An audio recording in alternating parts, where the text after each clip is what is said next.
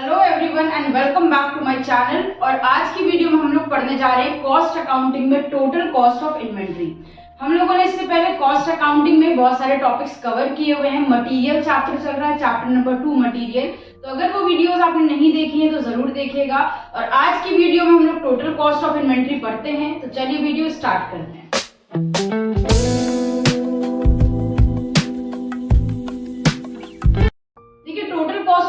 क्या होता है, किसी भी फर्म में, किसी भी कंपनी में जितना भी मटेरियल आ रहा है, जितना भी टोटल इन्वेंट्री वहां पर है, उसकी जो कॉस्ट निकाली जाती है उसे कहते हैं total cost of inventory. Total cost of inventory निकालने के लिए हम लोगों को इकोनॉमिक ऑर्डर क्वांटिटी की जरूरत होती है, जो हम लोग पहले सीख चुके हैं। तो आज आप इसमें फिर से सीख लेंगे अगर आपने लास्ट वाली वीडियो नहीं देखी है। तो यहाँ पर क्वेश्चन दिया है टोटल कॉस्ट ऑफ इन्वेंट्री का। देखते हैं टोटल कॉस्ट कैसे निकल कर आती है। क्वेश्चन है, a firm manufacture a single type of product. एक फर्म में वो एक ही तरह का प्रोडक्ट बनाती है। For manufacture of the product 5 units of raw material consume. एक प्रोडक्ट बनाने के लिए, एक फिनिश प्रोडक्ट बनाने के लिए 5 यूनिट्स मटेरियल की कंज्यूम करनी पड़ती है, इस्तेमाल करनी पड़ती है। Assume that the firm manufacture 10,000 units per year. अब देखिए यहाँ पर जो फर्म है वो कितनी यूनिट्स बनाती है, एक साल में 10,000 यूनिट्स बनाती है और एक यूनिट बनाने के रॉ मटेरियल की 5 यूनिट्स लग जाती हैं। Cost of placing an order is 150। जब हम एक बार ऑर्डर देते हैं तो 150 रुपए खर्च होते हैं हमारे। Carrying cost per unit is 5। हम लोगों की एक यूनिट को कैरी करके संभाल के रखने पे 5 रुपए खर्च हो जाते हैं। कैरिंग कॉस्ट 5 रुपए आ जाती है। You are required to calculate economic order quantity and the total cost of inventory। यहाँ पर दो चीजें निकालनी है, EOQ निकालना है, इकोनॉमिक ऑर्डर क्वांटिटी, और टोटल कॉस्ट ऑफ इन्वेंट्री निकालना है। तो चलिए दोनों चीजें सीखते हैं हम लोग। इकोनॉमिक ऑर्डर क्वांटिटी निकालने के लिए हम लोगों को 3 चीजों की जरूरत होती है। सबसे पहले एनुअल कंजम्पशन की जरूरत होती है कि एक साल में कितनी यूनिट्स हमारी फैक्ट्री में कंज्यूम हो रही है, यूज हो रही है।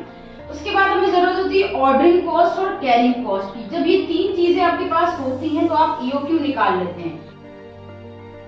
एनुअल कंजम्पशन कैसे निकालेंगे, यहाँ पर बोल रहे हैं हमारी फैक्ट्री में 10,000 यूनिट्स बनती हैं और एक यूनिट को बनाने में 5 यूनिट रॉ मटेरियल लगता है। तो मल्टीप्लाई कर देंगे 10,000 इंटू 5, 50,000 यूनिट्स रॉ मटेरियल की लगती हैं। ठीक है, तो हमारे यहाँ एक साल में कितनी यूनिट्स रॉ मटेरियल यूज हो जाती है, 50,000 यूनिट्स। उसके बाद ordering cost, cost of placing an order. एक ऑर्डर की कॉस्ट 150 रुपए है, यानी हम जब ऑर्डर देते हैं तो एक ऑर्डर पर 150 रुपए खर्च हो जाते हैं। कैरिंग कॉस्ट एक यूनिट की एक साल में 5 रुपए आती है, तो यूनिट्स कैरी करके रखने की कॉस्ट हमारी पड़ती है 5 रुपए। इन 3 चीजों की हेल्प से हम लोग निकालते हैं इकोनॉमिक ऑर्डर क्वांटिटी। फॉर्मूला है under root of 2 into A into O divided by C. A का मतलब एनुअल कंजम्पशन, ओ का मतलब ऑर्डरिंग कॉस्ट और सी का मतलब होता है कैरिंग कॉस्ट। 2 इंटू ए की जगह पर वैल्यू पुट करिए 50,000,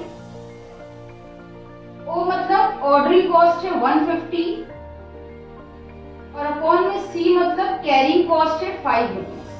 अब हम इसे सॉल्व करेंगे। 2 मल्टीप्लाई बाय 50,000 इंटू 150 और डिवाइड दे देंगे 5 से, तो ये आ जाएगा अंडर रूट में 30 लाख।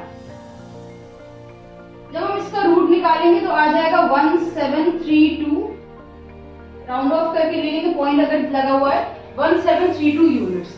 तो ये हम लोगों ने निकाल लिया है economic order quantity. Economic order quantity पे डिटेल में वीडियो, कई सारे क्वेश्चंस कराए, हमने वीडियो बनाई हुई है, तो उसे आप मेरे चैनल पे जाकर देख सकते हैं।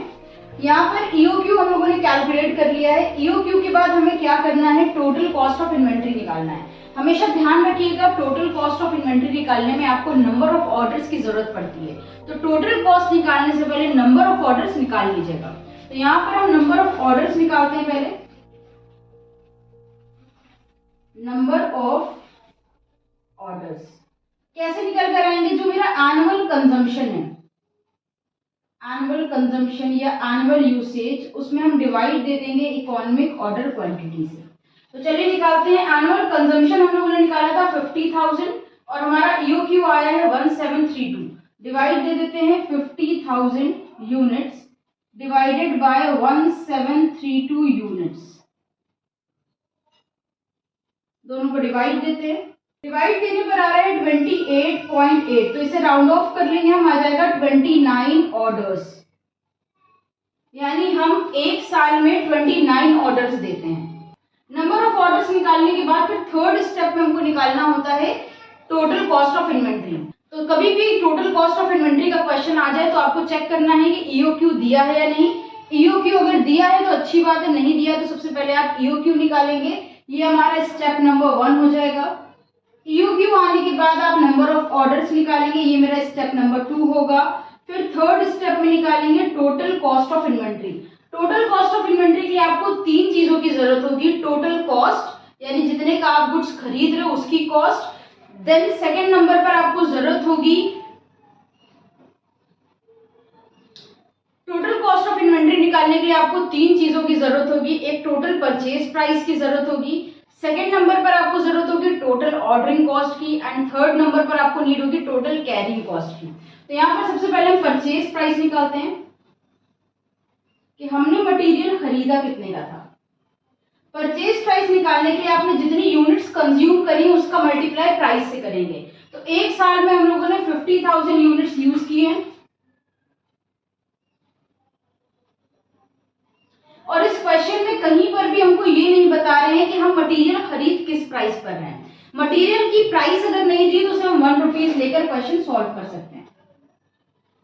तो मल्टीप्लाई कर दिया 50,000 इंटू 1, ये 50,000 रुपीज मेरी परचेज प्राइस आ गई। इसके बाद हम निकालेंगे total ordering cost. Total ordering cost निकालने के लिए हम लोगों को चाहिए नंबर ऑफ ऑर्डर्स, यानी एक साल में हमने कितने ऑर्डर दिए हैं और उसका मल्टीप्लाई कर देंगे हम ऑर्डरिंग कॉस्ट से। तो नंबर ऑफ ऑर्डर्स यहाँ पर हम लोगों ने कैलकुलेट किए थे 29 और हमारी ऑर्डरिंग कॉस्ट क्वेश्चन में दी है 150। दोनों को मल्टीप्लाई कर देंगे 29 मल्टीप्लाई बाय 150। दोनों का मल्टीप्लाई किया, ये आ गया 4350। तो हम लोगों ने टोटल ऑर्डरिंग कॉस्ट निकाल ली। अब हम निकालेंगे टोटल कैरिंग कॉस्ट।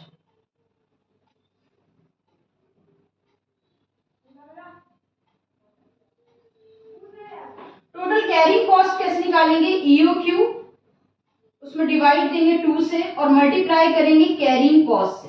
तो चलिए डिवाइड देते हैं। इकोनॉमिक ऑर्डर क्वांटिटी हम लोगों ने निकाला था 1732, तो यहाँ पर रख देते हैं 1732 डिवाइडेड बाय 2 और मल्टीप्लाई करना है कैरिंग कॉस्ट से। कैरिंग कॉस्ट क्वेश्चन में दी है 5 रुपीज।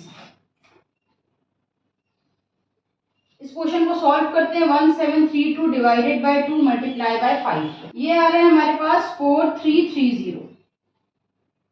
ध्यान रखिएगा कि यहाँ पर हमने इसको राउंड ऑफ किया था 28.8 को 29 लिया था, इसलिए ये मेरा 4350 आ रहा है, वरना ये भी मेरा 4330 आता। टोटल ऑर्डरिंग कॉस्ट और टोटल कैरिंग कॉस्ट हमेशा सेम आएंगी अगर आप क्वेश्चन को ईओक्यू की हेल्प से कर रहे हैं।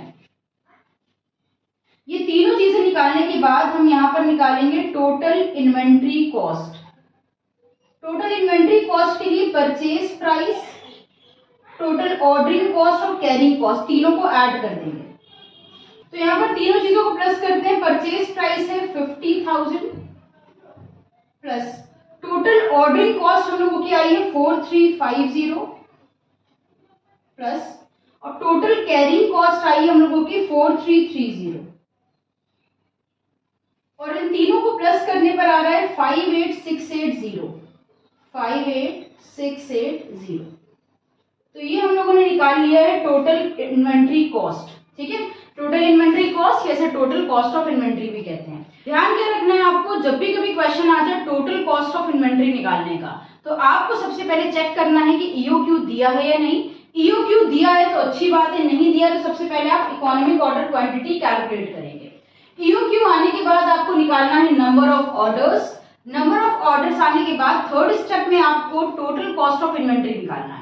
टोटल कॉस्ट ऑफ इन्वेंट्री में भी आपको 3 चीजें निकालना है। एक निकालना है परचेज प्राइस कि आपने सामान खरीदा कितने का, फिर आपको निकालना है ऑर्डरिंग कॉस्ट कि एक साल में ऑर्डर देने पे कितना पैसा आपने खर्च किया। उसके बाद आपको निकालना है टोटल कैरिंग कॉस्ट कि आप जो सामान मंगाते हैं उसे सही से रखने पे कितना पैसा खर्च करते हैं, कैरी करने की कितनी कॉस्ट आती है। उसके बाद तीनों कॉस्ट को प्लस कर लेना है, यानी purchase price, ordering cost, carrying cost. जब तीनों को आप प्लस करेंगे तो टोटल कॉस्ट ऑफ इन्वेंट्री आ जाएगी। ये था टोटल कॉस्ट ऑफ इन्वेंट्री का simple question. Next next video में बताएंगे टोटल कॉस्ट ऑफ इन्वेंट्री का डिस्काउंट वाला क्वेश्चन, जब हमारे मैनेजर को प्रपोजल मिलता है कि अगर वो ज्यादा क्वांटिटी में ऑर्डर देगा तो उसे डिस्काउंट मिलेगा कंपनी की तरफ से जिनसे हम मटेरियल खरीद रहे हैं।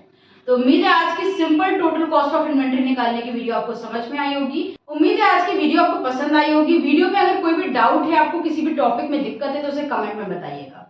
वीडियो अगर पसंद आई हो तो इसे लाइक और शेयर करिएगा। इंस्टाग्राम पर फॉलो नहीं किया है तो जरूर करिएगा। फिर मिलते हैं एक नई वीडियो के साथ। हमारे साथ जुड़े रहने के लिए और वीडियोस को देखते रहने के लिए थैंक यू।